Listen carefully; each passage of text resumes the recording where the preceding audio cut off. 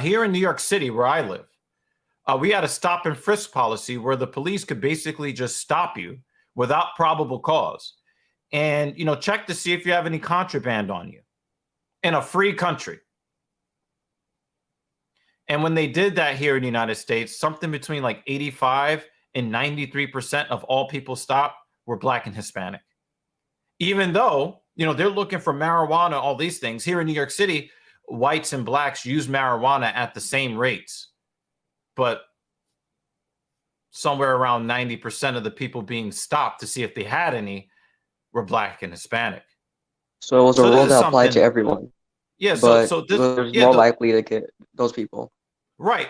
Like the rules are supposed to apply to everybody, but the way that they're enforced has a very marked racial bias attached to it. And the thing is, I'm not immune to it either. When I walk down the street, if a white guy in a suit walks by, I'm not going to pay all that much attention to him, but certain dudes that might look like me, I'm going to be on higher alert.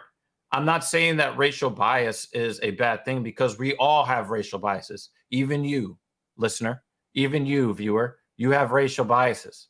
But like I've always said, I don't judge you on your racism. I judge you on what you do with your racism, or rather what you don't do.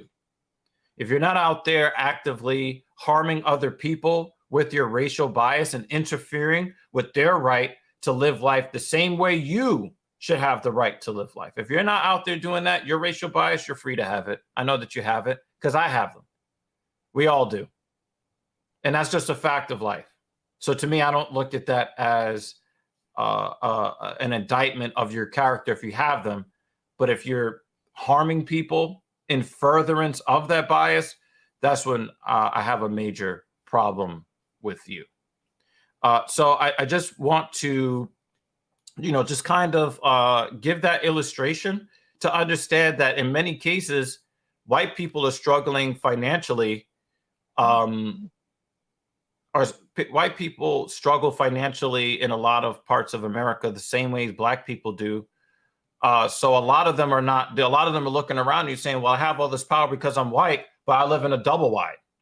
And the car out in my front yard is really just a husk because all the parts have been taken from it. I'm struggling just like everybody else. But what you don't see is when you're walking along the side of the road, you're probably going to be less likely to be stopped by a cop and asked where you're going.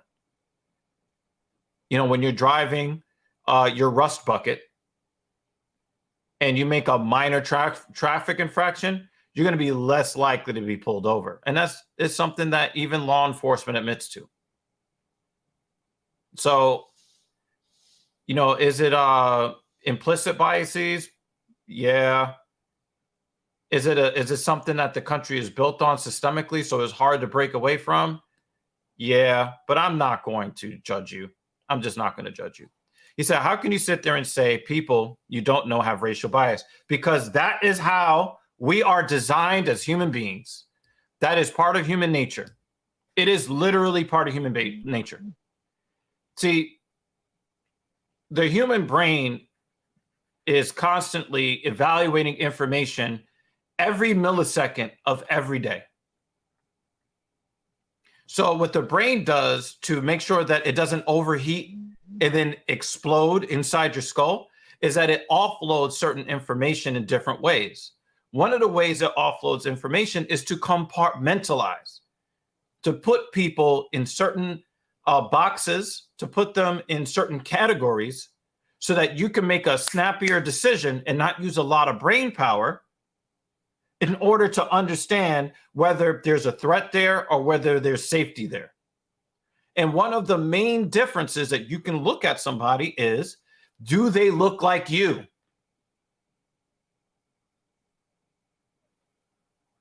I want to add on to that. So I actually have an answer to that question for you, John. So where I was not very direct about it in the video, but I'm not white at all.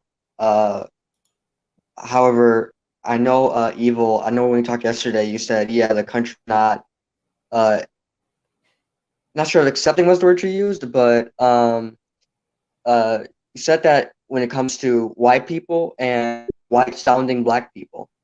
Oh yeah, that's me. I'm a white So sounding black person. yeah, so growing up, when I was growing up, I'm still growing up, but I mean as a child, when I was in middle school, I was not the same as people who looked like me. I just Right. wasn't.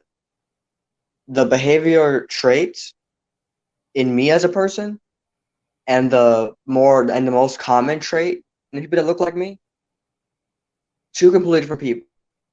One might even say that the behavior in those people were very common in black people in the South. So for context, I'm from Texas. Well, not from Texas. I've lived in Texas since I was 3 years old. Mhm.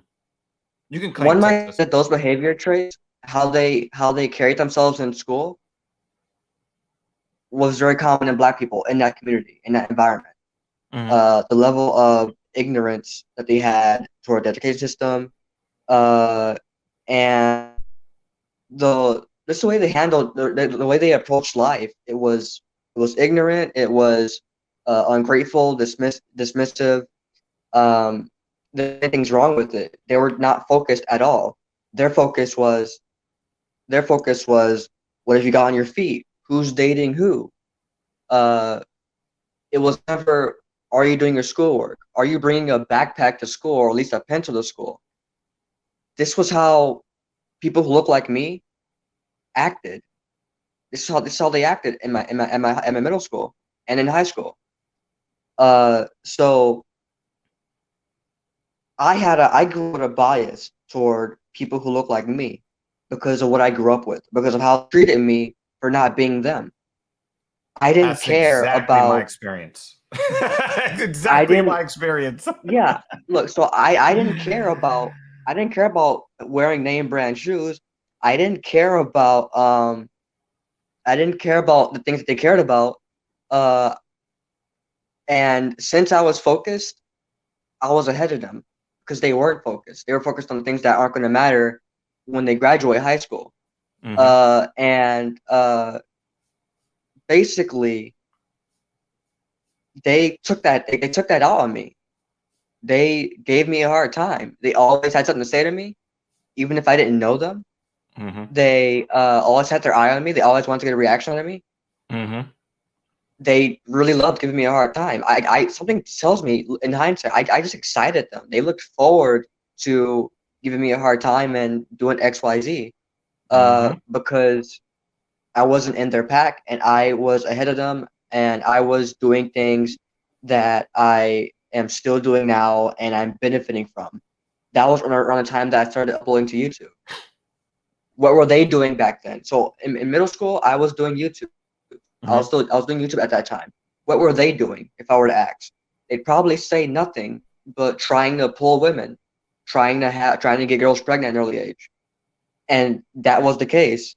Uh, I had a pretty above average rate of teenage pregnancies at that middle school. Hmm. So I grew up with a bias myself.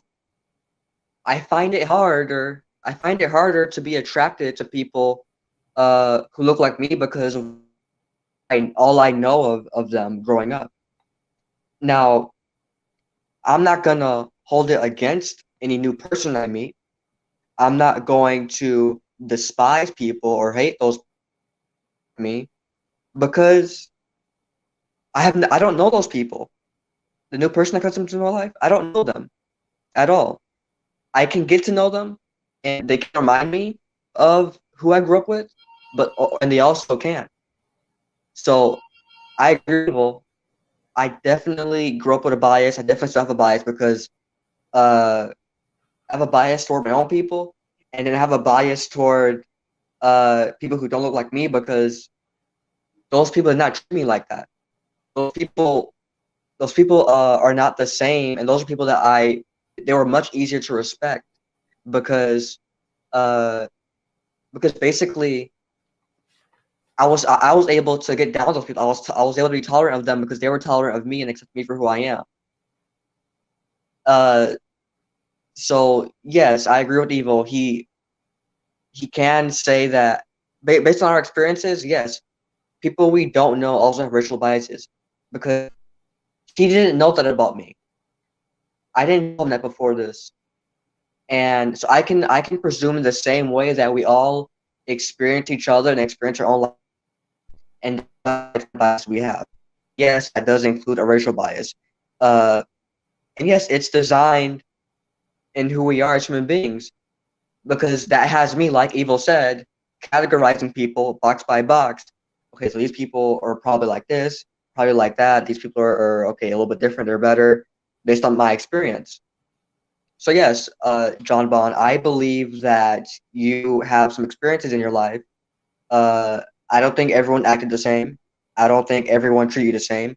I'm positive that people have treated you badly or people have done X, Y, Z to you, and that Without knowing creates who he is. statistics. Mm-hmm. Exactly, exactly. It creates statistic in your mind of that experience, and then that can give you a bias.